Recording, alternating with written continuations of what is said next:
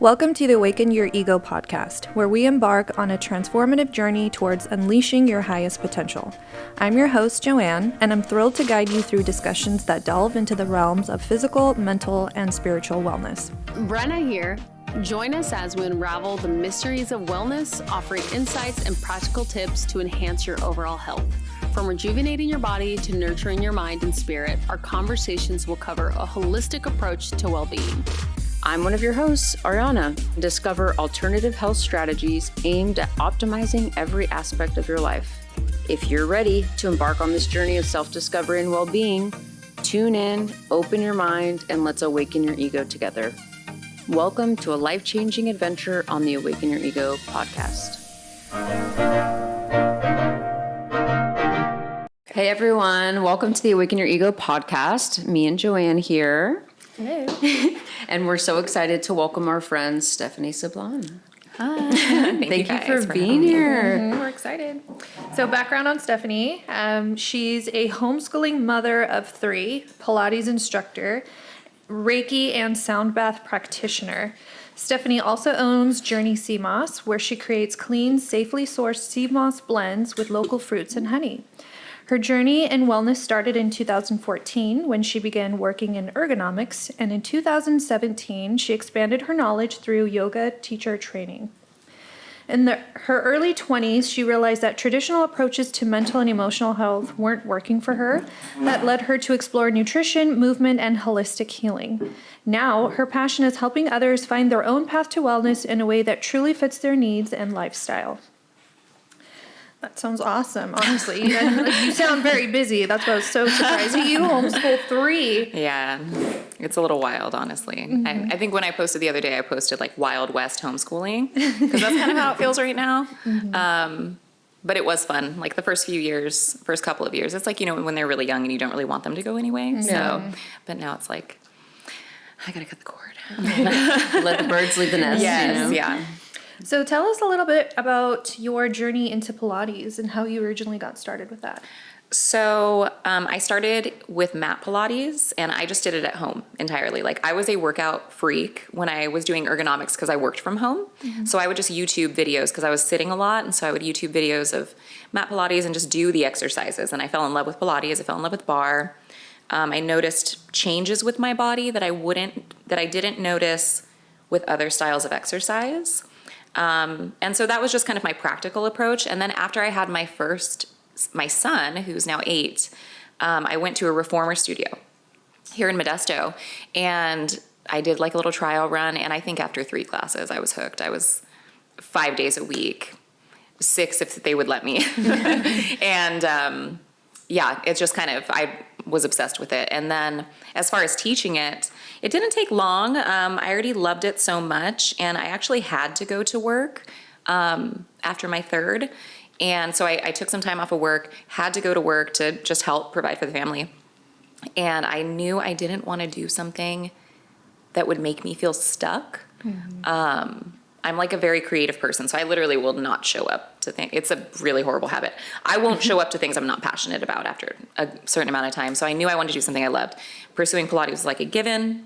Went through teacher training. The studio I worked out at was like, well, come in, we'll guide you through the process, and boom, here I am. So yeah. No, I think that's beautiful that you first it piqued your interest, you liked it for yourself, and then you took it upon yourself to learn how to teach others how to enjoy that kind of exercise. I think that's that shows a lot, even just in that action, and it's a brave jump, Oh yeah. That's true. It was organic. Just different, yeah. Yeah, it happened very organically. Like I remember a couple instructors telling me like, oh, you'd be a great instructor, and I was like, I don't know. And then when it did happen and I actually started teaching, of course there's the nerves, the imposter syndrome, but then once I took myself, and I was just talking about this the other day, like I took myself out of the role of importance. Like all I'm doing is offering something of value to people. It's not about like if they like me, how I look, how I, what songs I have on. It's all about like how they feel when they leave. And I remember how I feel on a reformer. So I felt like it was like really organic. Mm-hmm. And I still feel that way. Like I'll go and teach a class and I'll come home and I'm like, how did I come up with that? And they loved it. So it was great. Oh, that's great. How would you describe Pilates to someone who's never tried it before? Ooh, okay.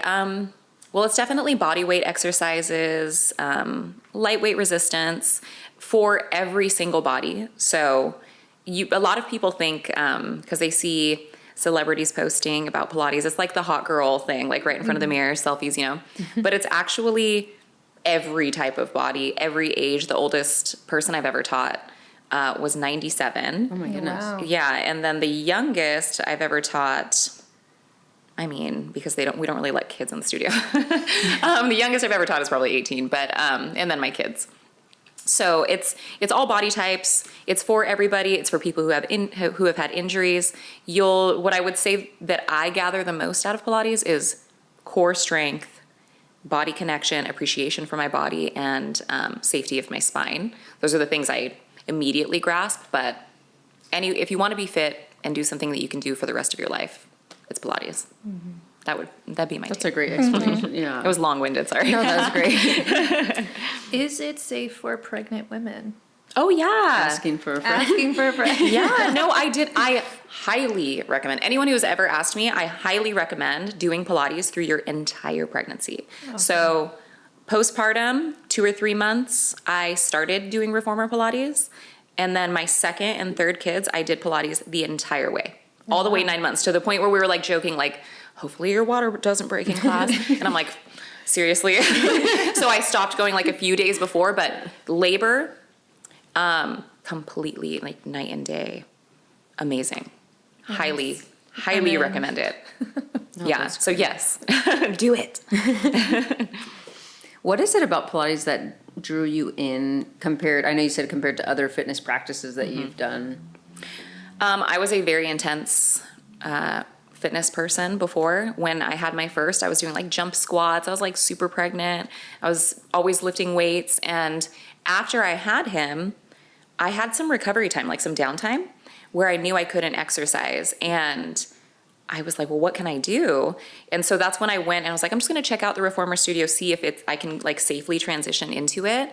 And I realized like, wow, I want to be fit for the rest of my life. I don't want to just be fit right now. I can't always do burpees. Like I don't picture myself at 75 doing burpees. I just don't. So when I started doing reformer Pilates, I was like, wait, I could do this forever and always feel good and look good in my skin, at least, hypothetically. Yeah. And that was it for me. That was the sales pitch. I was like, if I can do it forever, then I'm going to do it forever. I love it already. This is more sustainable. Yes, absolutely.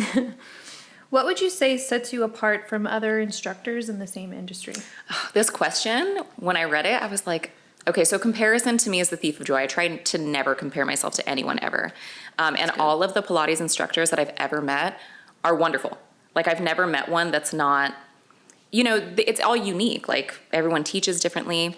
I'm sure like my students would say, I'm a goofball. My music. But ultimately for me, it's one thing that I really, really like pride myself on is one, making people feel really good about themselves. So I want you to feel really like, I know I can't say it, but I want them kind of to feel like bad bitches when they leave. It's just really my MO. And then also I like to celebrate people's accomplishments. And I feel like all instructors want to do that, and hopefully they do, but I know I witness the growth of my clients and I praise them for it because they deserve it and they're doing amazing things. So I don't want to compare myself to anybody. I think they're all amazing. And as long as we continue to work on our craft, we'll always continue to be great instructors. I love that. So Pilates is known for its focus on mind-body connection. How do you help your clients tap into that during a session? Breath. So Pilates has its Pilates principles. I went through balanced body training, and breath, precision, control, those are things that are just the fundamentals of Pilates. So I always start a class reminding people, so I'll turn on a certain music, find your rhythm, find your flow with your breath, with your movement, and then that's just kind of sets the tone. And then we move through the rest of the class, reminding ourselves of breath, reminding ourselves of what muscles we're using. And I feel like a Pilates class is kind of like low-key, like biology in a sense for yourself, because you're going through, or human anatomy more so. Because as you move through it, you're learning, oh, I'm working these muscles and I'm connecting it with this breath. I'm holding tension here. I'm going to breathe into this space. And those are things that I think just happen really organically in Pilates. No, that's great. And I feel like any way to help someone tap more into their body and be aware of what's going on, like that's a net positive. And then they're getting a great workout at the same time and you're uplifting them. I'm like, that sounds like a great class. It's fun. I enjoy it. So you are also a sound bath practitioner. Yeah. Tell us more about sound bowls and how you were first introduced to them. Okay, so when I was in my early 20s, I lived in the Bay Area. I had just gotten out of a really poopy relationship, and I really wanted to just do things for myself. I lived by myself, and so I would just like go to random classes. Like I would go take a random yoga class. I did every single type of yoga class, dance classes, go to reggae shows, just do anything, and I would attend them solo. In the Bay Area, there's like a lot to offer. And I remember going to a sound bath, I want to say it was in the park or something like that. Didn't like it at all. Like it did nothing for me. I did not enjoy it. And then I went to another one out here in Modesto, and I love her, guided by Ange, did not like the sound bath. And I told her, like, I wanted to leave the whole time. It was just going through my ears, like bugging me. And I'm thinking, should I leave?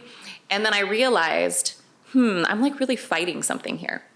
And it was taking me outside of my comfort zone. And I thought, maybe I'm just going to try it again. I went to one with my good friend Alyssa, and it was just completely transformative. And it was also with Angie. And I remember like visualizing color and being able to imagine myself like, and my goals visually, like physically see them and feel the emotions inside my body. And I was hooked from that point forward. And from there, it was like layers of healing, really, that I went through. Mm-hmm. No, it's awesome. I think the importance of frequency and how it, affects our bodies, I think it's so underrated. Oh my sound goodness. is free, right? It's like, Yes. It's lately I have a 9 and an 11-year-old, and sometimes bedtime, is a thing. It's hard to get them down, or they have so much to share and they're excited, and it's like getting them to calm down takes a while. Mm-hmm. So I was telling Joanne and Brenna the other day, I'm like, I've been trying to I got like a steel tongue drum, like just a little one. Nice. And we'll talk and chat, and then after I'll play. And I was amazed. I'm like, dude, this calms them down and they relax in like 5 minutes. Like, it's I love that. fantastic. That's awesome. And at first I was like, I don't know if they think I'm weird, because this is random. I don't Yes. do Pilates Yes. or sound bowls. So I'm like, this is kind of awkward. Like, hey, I know you want what me to you play mean. a drum for you? Yeah. And I felt that imposter syndrome. But then Yeah. once I asked my son, I was like, hey, do you want me to keep going, or do you want me to stop? Like, even the first time I did it, I felt awkward. For sure. And he was like, you could stop, but this is really relaxing my body. And I was like, then I'm not going to stop. I like, love that. I was like, I'm going to keep going then. And then 5 minutes later, he was out. I love that. And so it's been just ever since. I'm like, why haven't I been tapping into this very simple tool that actually helps them calm down? No, for sure. You should have brought your drum. I should have been my cheap steel tongue.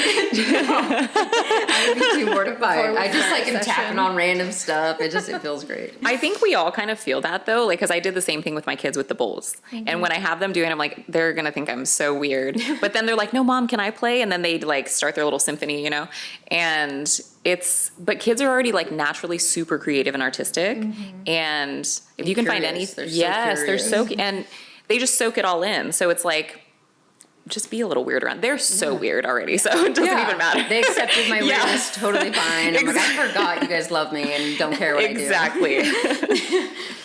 So how has incorporated sound bowls into Pilates, into your Pilates teaching changed your own experience with the practice? Ooh, so I loved reading this question. So I love all facets of wellness, but teaching Pilates and bringing sound baths to Pilates created a lot of fear for me. The Pilates community is not woo-woo, typically. And I use that term lightly because personally, I don't even really freaking know what it means. But it was said to me one time when I was doing an event. A person in my class was talking about someone being woo-woo, and I was like, oh, that means like spiritual, I guess, And so I had a lot of fear of bringing a sound bath to Pilates, and it took me quite some time. And so I would keep them completely separate. And then I think one night, I had a few of my clients who became friends, and I brought the bowls, and I was like, I'm just going to finish 5 minutes. And I always finish 5 minutes with like a little bit of breath work. So I had everyone laying down, and I started playing the bowls, and I gave them maybe 5-10 minutes, and I could see they were relaxing. And when they were done, the look on their face, I was like, oh, they needed this. And they told me was they needed magic. this. Yes. And so it was like, okay, it's okay to marry these concepts together. Do I do it all the time? No, of course not. I work at Suka. I'm not just whipping out the bowls, but I definitely think once you can like let go of that fear of just being yourself and offering that, a lot of people are really in need of it. Like a lot of people that go to a fitness class actually go there kind of needing something positive, whether you're trickling it in with sound, vibration, whatever, or positive words, whatever it is, they kind of need that. And so, I don't know, it was a very organic thing once I did it, but it definitely changed the experience, I would say, for my clients. And I think it also helped us connect more because they realized, oh, she's into some other things. And I was like, yeah, I am. And cool, you like it. So, it's been great. I think that is hard, even just in business when we're trying to come up with either bundled services or events or even just like combinations of supplements and products. It's like, I know what I like and I know what I am interested in and what I'm interested in, but sometimes I second guess but I know I'm different. I have that thought that like stops me. I'm like, wait, you're not everyone. Is this gonna kind of translate the way you're wanting it to? Yeah. And I think more and more I'm like, well, if it's about attracting, like let me put out what I think looks good and then hopefully attract people that have that get it, Yes. So I can't be worried about clicking with everyone. I want to be attracting those that get the right kind of what I'm people. putting out. Yeah. Or even introducing them to something new Yes. that maybe they Yeah. don't even realize that they will like. They don't even know they want it yet. Yeah. But it's lot funny of- how you have to fight that like resistance within Oh yourself. yeah, it's your own like self-concept. So many people would say to me, just be you and you'll attract your people. And it's not that it was exhausting to hear, but I was like, who am I? That was the genuine But what question. does this mean? Yes. And that actually became the question that I would ask myself. And it's an unveiling. Like I talked to my dad. My dad is young. He's 59. Oh, he'll be 59 this year. And I'm like, do people ever have it figured out? Because I have a relationship with my grandma, and my grandma's 85, and it just seems like no one ever figures it out. And my dad's like, no one ever figures it out. So I've been more focused on, how can I bring a gift? Like, what do I have to offer? How can I refine that, make it more receptive to the right people? And I think that's all that really matters because I never am totally going to know who I am. What I offer always evolves and changes. But I have noticed that the more I'm honest and I honor that, the more people that just naturally gravitate toward it because we're all flawed individuals. We're all seeking, we're all looking. So, Well, that reminds me of like a conversation I had one time with like our shaman Lisette, and she was like, what do you think is the most rare emotion on the earth or rare thing on the earth? And I was like, I feel like you're wanting me to say love. I'm like, but I can love Taco Bell. I can love a smoothie. I can love a lot freely. of things. I was Yeah. like, but authenticity to me seems a lot more rare. yeah. So I love what you're saying. It's like being authentic to that unveiling that you already have, that knowing you have of yourself. Let that be authentic and know that it's going to evolve and change, and that's like total normal progression. Yeah, 100%. But I think that that concept is hard for some to grasp. They want to know everything and have it all planned out and dialed in. Wouldn't and it it's be like, nice? how? Yeah. Wouldn't it be Like, nice? how? So what inspired you to start your own small business of the Journey Seamoss? Oh, so I mean, nothing actually inspired me to do it. I was taking it and I loved it. And I guess kind of, now that I think about it, there were a lot of small business owners around. I was attending Pilates Brunch Club. I worked at Studio V, and I noticed these small business owners, and I didn't really think, oh, how do they do that? But someone had mentioned to me, like, you should do that. And I was just like, okay. and it literally was that simple. So I knew I wanted to create a product that my kids would eat. My oldest, he'll eat Seamoss like plain. He'll freeze it, eat it as an ice cube. Like he's game for whatever. I won't even do that anymore. So I knew I wanted to make it taste good. So I just kind of played with fresh fruit, kind of figured out, and I actually just switched to honey, which I'm really happy about. But agave was a little bit more reliable at the time. And I just tested it out. I literally asked Pilates Brunch Club at the time if I could join. I was already working at Studio V. They were super welcoming, and it was a huge hit. It's tasty. I've tried your Seamoss. Yeah. It is very good. I was surprised too, though, because it's Seamoss. You know, let's be honest. Seamoss is not a sexy name. Moss, yeah. Yes, I don't know. there's no way to make it cute. I've tried. But what kind of just kept it going was, one, I know how it impacts my life. And then two, when people would tell me how it would impact theirs, then it was like, okay, I'm doing something good. I'm doing something good. Something good is happening here. And it just kind of flourished from there, honestly, like very naturally. Sometimes I am in the way of it, honestly. So yeah, it was a very natural process. And then what do you think are some of the benefits that you and your clients have seen, like noticeable? Well, for me personally, and I stopped taking it for a few weeks recently when I was really sick because I was low on product and I was too sick to place any orders. I just had other people's orders waiting to go out. And so for me, my skin is so impacted by whether or not I take it, hydration, and then energy level. Whew, like it makes a huge difference in my energy level. And then I've had clients who, inflammation. So like inflammation in the knee, inflammation in the foot, they keep taking it. They don't have the pain in those areas. People with serious gut issues. I don't want to bring up her story just because it's her personal story, but she has like a very serious gut issue and cannot eat most things, could only eat her Seamoss. Wow. And to be that person for her, where she can actually get minerals and feel good, I mean, it's insane. It's so cool just to be able to offer that.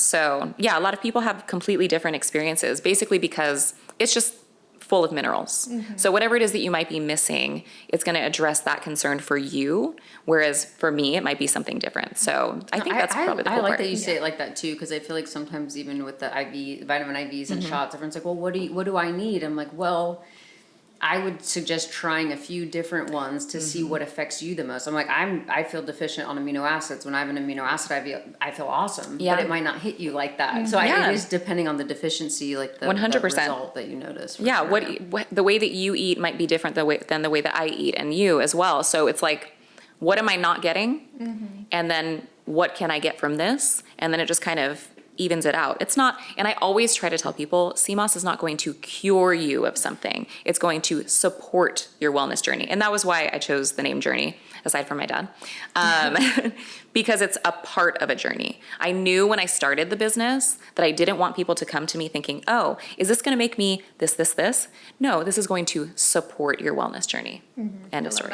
I like it too. Like you're not trying to overpromise. Like, No, not at all. This will supplement. Yes, things. this will help you. If you can't eat these things, you're going to get it here.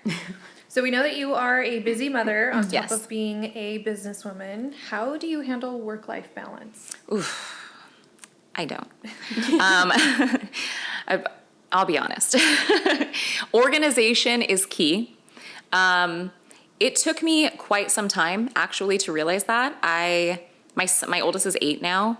And when I first started out, I was working from home, so I didn't really need to be organized all the time. I just knew I needed to work at this time, and I'm gonna play with my son the rest of the day. And then boom, I had more kids. And then I had another baby, which was my business, and I'm doing Pilates. And so I realized if I don't structure my time and time block, and then also have that increment of time that I'm getting ready, that makes me feel good, and then the time that I get ready for bed where I can kind of wind down my brain, outside time with the kids, like just certain things you prioritize every single day that are like your no excuse, this has to be done. I think that's been the biggest thing as a mom. I do know a lot of people who, and I at one point was, where my kids are first, nothing else comes before my kids, including myself. And so I wasn't sleeping at night. And I resented their dad. And I never resented them, but I was falling apart. And so once I started working, I realized, oh, wow, I'm still a person. And I need to do things that make me happy because I am a better mother when I do them. And my kids will be happier, and they see mom doing things, and they know that mom contributes to their life in a different way than just being the one that cuts up your sandwich, So it's definitely been about organizing and also prioritizing myself and the needs of others without forgetting myself, I guess. I think that's great.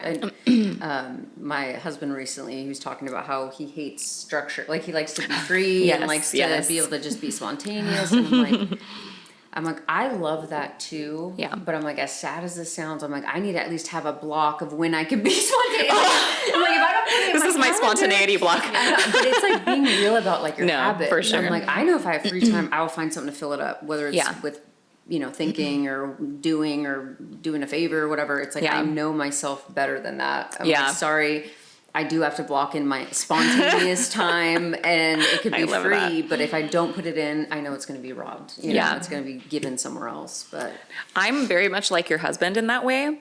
But I learned something this year. Or this last year, I was experimenting with being more spontaneous. And I don't know why I decided to do it last year, because everything in my career was blowing up essentially. And I'm like, I'm just going to mess around and go over here and do this for a little bit in between things. And it basically threw off everything. And it's great when you're a kid and you don't have bills to pay and places to be, but it's not great as a business owner, or just with your work life in general. It just throws things off. And it's important to really time block and fit that time in. Of course, we need that time to play. Don't forget to play. But don't forget to get your shit. that's okay to get done too. Yes. No, that's great advice too. What would you say is the most important thing that you want to teach your children? I love this question, because of course, we think about it all the time as parents. So one, I want them to have a relationship with God, and I know that looks different for a lot of people. I just want them to feel connected to God, have a relationship with God, pray to God, just be very deeply connected in that way. And then I also want them to know that their life has purpose. These two things are the most important things for me. And then I also want them to know, on top of that your purpose is ever evolving. So it's okay. I know one of your questions was about advice for when I was younger. And something that I want my kids to know is not everyone, not everyone is in school and is I want to be a doctor one day, and then pursues that and they're happy with that and that's the rest of their life. That just doesn't happen for everyone. Sometimes your purpose is one thing and it evolves into another thing, and that might evolve into something else. And that's beautiful. And that's an adventure, and not knowing it is half the fun. So yeah, I just want them to really know God and know that their life has purpose. I love that. Yeah, because every chapter in our life changes. We never know what to anticipate. And I think our ability to adapt and go with the ebbs and flows is more important. Yes. It's okay to change direction at any time. Yeah. Or change what you're passionate about. Yeah. But I love that you're setting out, showing your kids, you're already giving them permission, expect it. Expect that you're going to pivot a few times on your journey. I think that's great. Because I think when people have they feel frozen or the apprehension to start, I'm like, just start. Yes. You might end up way over here, but if you just start, maybe that job at Starbucks is going to meet your next boss, and then you're going to go work for it. It's it doesn't matter what it is. It's as soon as we get going, I feel like the universe responds and starts sending us little messengers and people we need to find the path that we're actually looking for. Totally. I definitely think it's all about just doing, not necessarily being impulsive, but not living your life guided by fear. You have to make mistakes in order to grow. If you don't make any mistakes, you really don't have a lot to offer to other people, because that's where all your wisdom, your wisdom. And my dad and I talk about this a lot. So I grew up with a dad, not with a mom. So I feel like what moms do is they offer you that safety net, where I got you. I'll catch you if you fall. Or I hear you. And my dad, I apologize to my dad sometimes, because I'll call him with my nonsense. And I'm like, this is not your job to listen to this. I apologize. I know you want to fix this. It's not a fixer. It's just me going like this. Just vent. And Something he can't help it. He wants to. He's like, But this is not, there's no room for you to do that. But I feel like with I'm trying to remember where I was going with that. Where were we at with the question? I forgot what we were talking about. Well, no, you were saying about pivoting in life. Yes, that's right. Yes. Okay. That's right. I feel like my dad gave me he offers me a lot of grace. I made a ton of mistakes when I was younger. And one of the things, I'm not even going to tell you what they were because they're so bad. But one thing about my mistakes, that's what it was. I was telling my dad, like, if I didn't make all of those mistakes, and there were lots, I don't think that I would be that relatable. Because I can laugh at my situation. And if you guys have recently seen my social media, I've been quite silly on there. And it's because life has been lifey. And I'm just like, I like to express myself. And I'm learning, I don't really care if it's, worrying about how that's received is really low on my priority list. Because I'm just enjoying my life. And I do know I'm not going to take those opinions with me to the grave. So I think just honoring the fact that you will make mistakes. Sometimes those mistakes will be in front of other people that you don't want to make mistakes in front of, and your cheeks will turn red and you're going to feel like crap, and then you're going to get up and you're going to keep going. It doesn't matter. Life is not over in that moment. You keep going. And everyone is so up their own butt. Yeah. They are. That's the biggest thing that I had to remind myself, because I used to have anxiety. And God kept putting me in these positions where I'm performing, I'm in front of people. I'm like, what is going on? I'm shy. But what I realized is it's mostly ego, guiding my anxiety, telling me people are looking at me a certain way, or, judging me. And it's do you really think that many people care? Don't you think that they're also feeling some type of way about themselves? Totally. And once I changed that perspective, it was I don't care so much about that anymore. I'm way more, and I want my kids to feel that way too. Just be confident, because everyone is so much more concerned about themselves. They're all In their own lane. yes, worried about their own 100%. stuff. And if they're not, that's really not your people anyway. Yeah. No, that's fair. I feel like I had a convo with my dad the other day, and he was talking about some insecurities he was having. I'm like, Dad, don't you get it yet? Your job is to stop giving a fuck. That's your job. Yes. I'm and at your age, I am grateful that I've developed that, and I couldn't care less about others' opinions, like you're saying, because Yeah. it really doesn't matter. I'm still going to do what I want. I'm still going to Yeah. do what I think is right. I love that you said that to your dad. Yeah. When I feel like I give that advice quite often. And Yeah. for my kids, that's and like you said, I want them to have that, be in tune with themselves inside and out, and Yeah. aware, and have that confidence. So it's no one can Yeah. tell them who they are, what they should do. If they're confident enough, they can follow their intuition and find their groove, Yeah. But that takes a lot of work and Well, for some people it does. My dad is very effortlessly doesn't give a fuck. And so I think that's actually been a huge blessing for my life, because without growing up with a mom, I always wanted approval from women. That was my thing.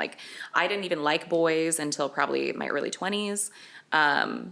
Not that I liked girls before that. I just I didn't care. I just wanted to have girlfriends. And I was always looking for the approval of women.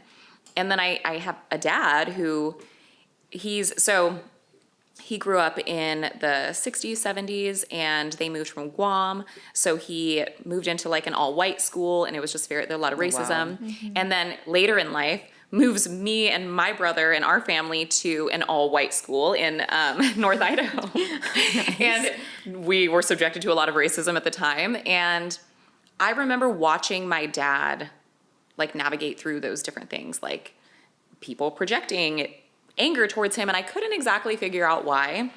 And then I noticed children projecting certain things, started asking me questions about certain things, and I learned by observing my dad that everything he took everything in stride, and would make jokes about things, not out of insecurity, but because he just wanted to address the elephant in the room and get on with life.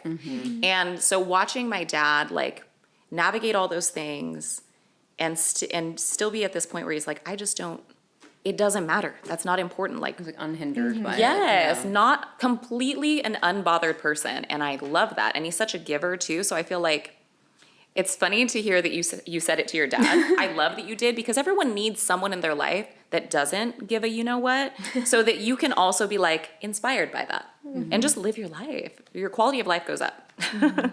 when I feel like having that team around you that can point it out, like, hey, you're caring too much, you're putting too much Yes, energy into this, you're overthinking it. I'm like, I Yeah. need those people to call me out for sure. Totally. Is there anything you're currently kind of struggling with or working on personally? Well, I mentioned the spontaneity thing last year. Last year was a very epic year of change for me. Without going into too much detail, I do believe that adversity is where we grow. And I had to really address a lot of demons that I feel like I kind of was not addressing. I was just like, love and light, this feels good, I'm gonna follow that path. And then I got hit with something that threw me off. And when that happened, it kind of unveiled all these like layers of Stephanie that I just kind of forgot about. Like I didn't really, You're like, we'll just leave that there. I didn't even think that I did suppress it until it started to come out, and I realized, oh, there's some work that still needs to be done. And I think that was a blessing in disguise. And like I mentioned, I don't know what I'm doing really ever, but I do know now that when I don't know what I'm doing, I'm not really going to other people. I pray about it and I just wait for God to answer my question. And sometimes it takes a while. Like sometimes it just Not on does. your time. Yeah, I'm like, come on. But once I get my answer, we're women. It's like right here. It hits right here. And you're like, okay, I'm listening. And I'll go. So yeah, I think just deepening and strengthening my relationship with God and hearing that voice more than anything else. And as a woman, not really necessarily seeking conversation from other people, because other people will only give you their perspective when they're their going through. lens, Yes. And their life isn't my life. And then you're also only offering a piece of the puzzle when you talk to people about a problem. So I'm learning how valuable that is to focus on the conversation with God and take all the gossip and banter off the table. That's been my big thing. I like wouldn't that. call it And a it's like, struggle, and I though. feel like you're like leaning into trusting yourself above Yes. needing a different opinion. And I grew up with a sister and we're 15 months apart. Okay, so you're And so we're close. super close. I feel Yeah. like we grew up like twins, like we're always together, outfits, different color. It's like we're just I always love had that. each other as like a support system, and I'm Yeah. so grateful for it. But it's funny, sometimes I'll find myself like, oh, I should text Brenna. I should call her right now and get her input. It's like I want to seek that second opinion. Yeah. And literally this happened to me yesterday. I was having a situation, I was getting nervous about a conversation I was gonna have later. And I pre-wrote a text 3 times. I was like, maybe if I just give her this piece, I can get that input and I could still make my own decision. And I'm like, no, Ariana, like I had that intuition of like, no, you need to do this alone. Yeah. Like this is only affecting you. You need to trust yourself. Yeah. Gosh, I'm getting emotional. But it was a beautiful moment because it made me really appreciate the love that I have for my sister and how I Yeah. really do value her opinion and her guidance. Yeah. But it also was like, grow up, Ariana. No. like trust yourself. Like you got this. Like you even know what she would probably tell you. So Yeah. I'm like, yeah, I do. So it was a funny, small moment, but it was Yeah. a great teacher. I was like, No, I needed totally. to hear that and see that in that moment. It's in those finite details though, like, because I completely relate to what you're saying. My brother and I are 13 months apart, and we've been through so much together. And I'm really grateful because I've been surrounded by men. So, it's a little bit different. Like, I know a lot of women who struggle with their romantic relationships because they don't understand men. Me, on the other hand, I'm like, Like I got that down. yeah, I'm like, there's too many of those, honestly. And those are frustrating. If you want less problems, have less men. But and they know it too. So I'm not trying to be like a man hater. I love men, but just less. But my brother and I are very close, and what I love about my brother is, and this is the difference I think intrinsically with men and women, is when I call my brother, one, he's like, well, he has 5 kids. So he's like busy, and he has 2 businesses. So when I call him, he's like able to step away from like he can be non-attached. Like a different perspective. And he'll kind of give me like a little bit, like he's like, look, the way that you think that I might be taking this is like, I'm not judging you for this. He's like, I want what's best for you. I don't want you to complicate your life in any way. And so it's nice to have someone, as long as, if you know each other deeply and you know they're not going to sway your decision, they can practice non-judgment, non-attachment when you come to them. Those are your people that you can talk to about anything. And you don't necessarily need to. And you had that moment where you're like, I got this. But you know that you also have that Yeah. And that's a beautiful thing. That's what family is. And any of us who are blessed with that, like, we know, like, oh my God, this is my blessing, because, you know, one day we won't have that. Yeah. And so it's nice to just know, like, you know, hug them, remind them, like, thank you. And I don't get to do it as much with my brother because he lives far away, but I love you, Adam. Shout out to Adam. That's all.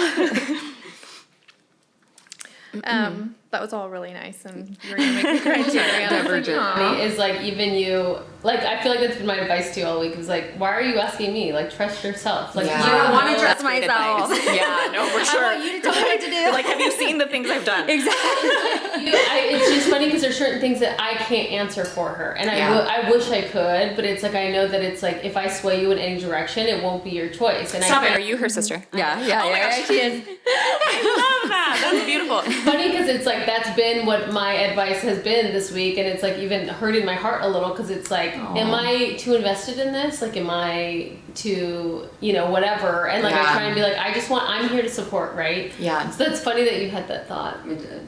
So I love that you were here for that, because that is a really important thing too. I try to do this with my friends. It's not, and I remember reading something, it was like, your friends should call you out on your shit, hold you accountable, blah, blah, blah. I agree with that to a point, but we're also not our friends' parents. You know, if I see you doing something and I'm like, I don't know. I have a best friend who every now and then we'll have conversations, and she knows she's telling me something that is ridiculous. But I'm not her mother, and she's not mine. And so it's like, if you make a mistake, I'm here to hug you, cry with you, you know, like, I'll be there for you. But I'm not going to tell you not to make a mistake. I might tell you I think it's ridiculous, but... Or are you sure you want this journey? Yeah, that's right. There will be consequences, but you do you. That's a really important thing, is to just be able to step back and be like, I love you. I think that's really silly, but I'm here if you ever need me. You know, it's it's those people, it's your family, it might be your friends. I always try to practice that though with my friendships, is like, you are my friend, I am your friend, I'll be there for you, but I'm not going to tell you what to do. That's, you know, not my job. Because you don't want to try to tell someone what to do. No. And as an adult, or Yeah. feel disrespected. Yeah, or- absolutely. you don't want to deal with the consequences of your actions too, or like, Oh, totally. or like, That's- like, you're gonna have to like, own that. like, Yes. even if your friend, like, you should break up with him, and then they're Yeah. like, so and so told me to do that. It's like, that's not my choice, girl. Like, you Yes. do you. Talk about me. I don't want to, because it's like, your choices could be bad. There's a meme, I think I just posted it the other day, and it was like, I always like to add an I don't know though to the end of all my advice, just in case it ends up badly. I told you I don't know. But that's fair. It's like a insurance. You Yes. know? Insurance on your advice. We can start doing that. So with all your busyness Yeah. to your life, what does your self-care look like? Oh, it's not super a lot of things. It used to be a lot more before I had kids, of course. But definitely, I have a morning routine. I feel like just a morning, get up a little bit before the kids, make my coffee, sometimes work out. I like to have a skincare routine, just like making myself presentable. Sometimes my daughter would be like, where are you going? I'm like, nowhere. I'm getting ready for my day. So that's a part of my self-care, because I like to create the best version of myself, even if I'm at home. And then, of course, at night, it's very similar. It's just undoing all those things. One thing I did tell one of my friends not too long ago was, I actually like to dress really cute when I'm at home, even like a lot of people like to just get, like, they say, like, be ugly. Just like be ugly at home. Yeah, me too. No, I'm like you. I'm always ready. Yeah. Whatever spontaneous thing pops up. Yeah, let's go. I'm already Yes. dressed. Let's do it. That's the thing, is like, even when I get ready for bed, like I used to, I still do, so I'm not even gonna lie. I have like lingerie that at home, and I'll wear it for myself when I go to bed, because I'm just like, I want to feel beautiful. And I used to really struggle with body image.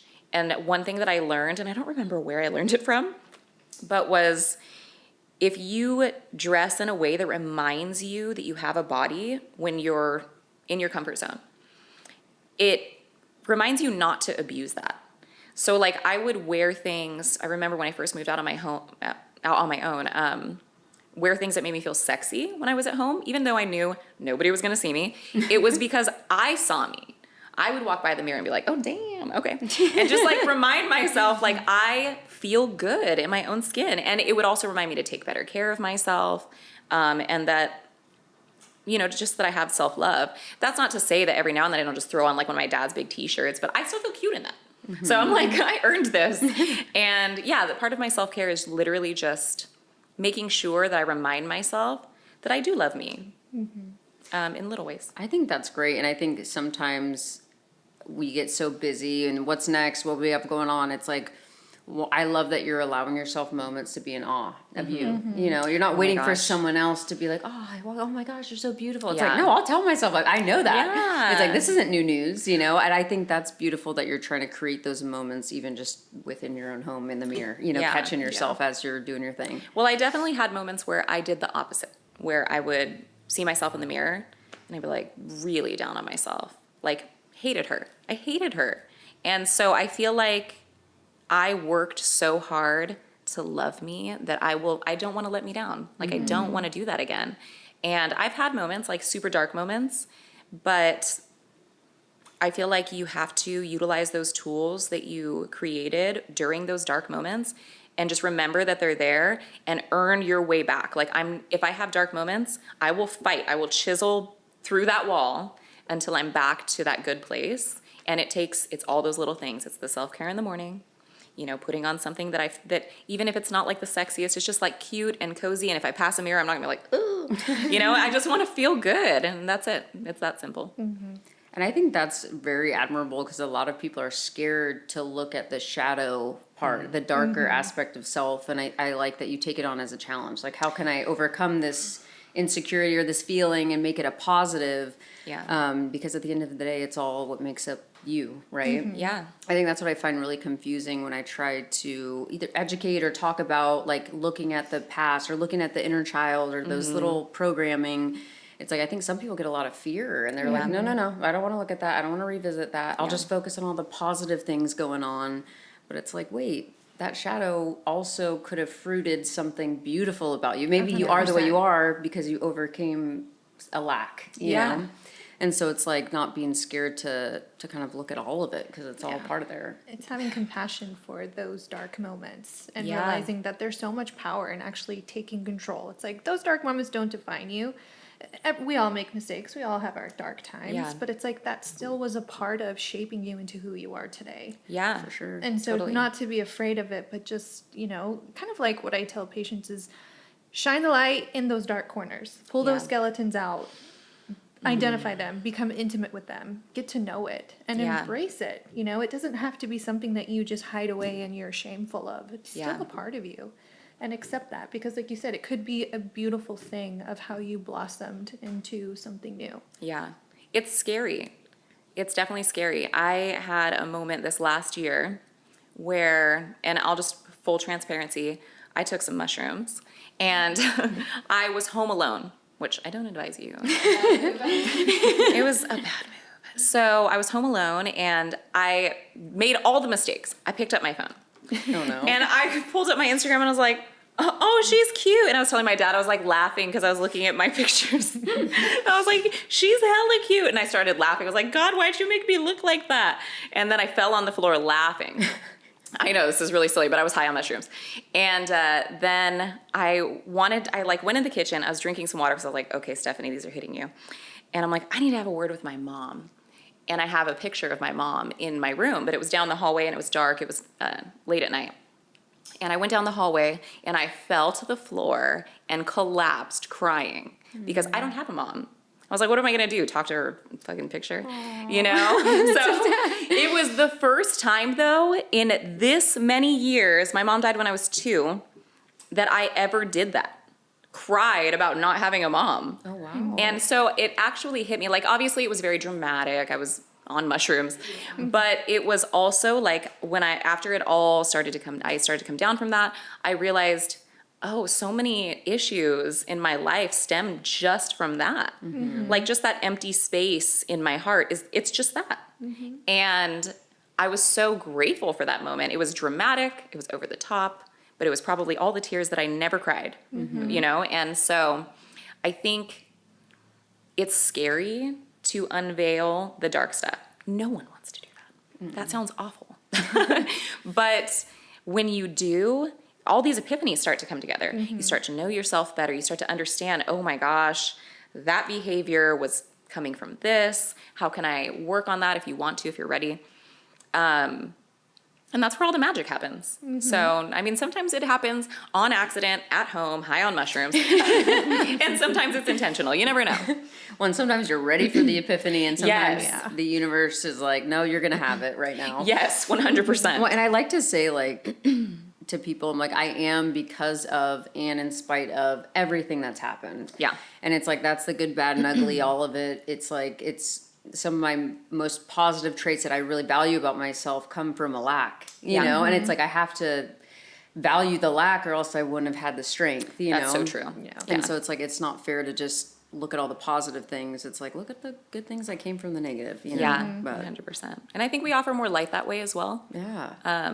Because I definitely, like, when we were talking about body image, when I was a teen, I don't know if we're at that question yet, but when I was a teenager, I wanted to die, like literally wanted to die, tried to die, wanted to die. And that was for a long time. And I've even told my dad, like, sometimes I'll still think about it. I'll be driving down the road, think like, maybe I should drive off the road. And I know, I'm not trying to like make anyone worried. It's just something that has always naturally just kind of been in the back of my mind. thought. Almost seems like freedom. And that was when it hit me that it's not. So now looking at it, like when I thought about it the other day, or it was like a month ago, it wasn't like death sounds like freedom because you're not trapped inside of a body. You're free. I don't owe anybody this. I don't, you know, like wherever your spirit goes, you're free. But when I was younger, it was escapism. It was, I hated my life. I didn't understand myself, all these things. And I feel like though, if I didn't ever go through those things and feel those ways, I would have nothing to offer that I can offer to people right now because I completely understand. Like, I've been enraged, I've been depressed, I've gone through so many things that wouldn't even make sense to a lot of people looking at me now. And I thought about that the other day, and I think I shared it on Instagram. It was just like, I know when people see me now, they're like, oh, you know, you bring light or joy. But I'm like, you know how much darkness is still here that I use to help me get there. I don't let go of it. Like, it's still a part of me. But it's a part of me that I think it's a part of anyone that you can kind of transmute and make your superpower in a sense. Like, yes, at times I wanted to die, but that's why I value my life so much, you know, because I've been so close to that. I love So- that. Yeah. I love that outlook. That's great. It's kind of like the yin yang. It's like there has Yeah. to be light and darkness. Yes, and there's a piece absolutely. of both of them together, and that's 100%. a balance. Well, and I think it also kind of shows like you never really know what someone's going through. It's like it's so No. easy to judge and point fingers, but at the end of the day, there might be a whole backstory that explains it all. Yeah. You know, Oh, it's yeah. like I think it gives you kind of a different perspective of like, hold on, maybe pause, maybe give Yeah. someone some grace. Like, Absolutely. It's hard to do sometimes. it is. If you could go back to a younger version of you, here's that question. Is there any advice that you would give to your younger self? Totally. I mean, I would give her lots of advice. But aside from, you know, give yourself some grace, calm down, you know? Most girls, if they could go back in time, would be like, calm down. Yes, calm down. That's something that I actually really learned this year. I had some relations that taught me not everything is so urgent. And when I was younger, a lot of things seemed really urgent. And I grew up in a very urgent lifestyle. Like, everything really was urgent. So one, calm down. But two, the mystery and the unknowing is the adventure. And I'm like a big adventure seeker. Like, if I get too complacent or bored, I'm like, I need an adventure.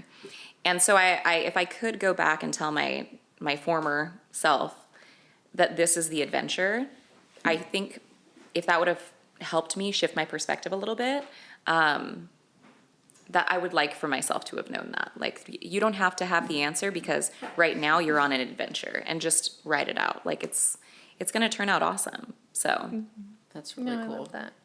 Like, trust the process. Yes. Oh my gosh. Yes. Nobody told me that. Is there anything that you are currently working on or anything new coming up? Oh my gosh. So many things. Well, I have an R&B Pilates that I'm going to be doing in April. My Seamoss business has a lot of things happening, new locations, new recipes. I can't unveil them quite yet. My friend Alyssa is opening her studio in Turlock, so I'll be a part of that, teaching there. Shout out to the source. Yeah. Shout out to the Source Pilates in Turlock. Soft opening March 21st and 22nd. Free classes. You're welcome, Alyssa. But yeah, I would say those things, and then also, of course, getting my kids in school. Awesome. Those are the biggest things. I'm trying to think if there's any other projects that I could share. That's pretty much it. The rest has to be under wraps. Well, that's exciting. Yeah. And how can our listeners get in touch with you or connect with you? For Seamoss, journeyseamoss.com or at Journey Seamoss on Instagram. If you're interested in anything Pilates related, I do have a Pilates account that I don't really spend a whole lot of time on, but I have my personal account. It's very silly. I'm sure if you guys have seen it, it's very silly, but it is also my Pilates account, and it's at Sablan Moves. So Sablan Moves. Awesome. Yeah. Well, thank you so much for joining our episode. We loved having Thank you, you. and I felt like we've learned a lot about you. Thank you. I appreciate it. We hope that our listeners enjoy this as much as we did. And again, thanks for collaborating with us. Yes, thank you guys. This was fun. I enjoyed it. Thank you for joining us on another enlightening episode of the Awaken Your Ego podcast. We hope our discussions have inspired you to explore new dimensions of health and wellness. If you enjoyed today's episode, don't forget to subscribe, rate, and leave a review. Your feedback fuels our mission to empower individuals on their path to optimal well-being. Stay tuned for more insightful conversations, and until next time, may you continue to awaken your ego and embrace the extraordinary potential within. Take care, be well, and remember, your journey matters.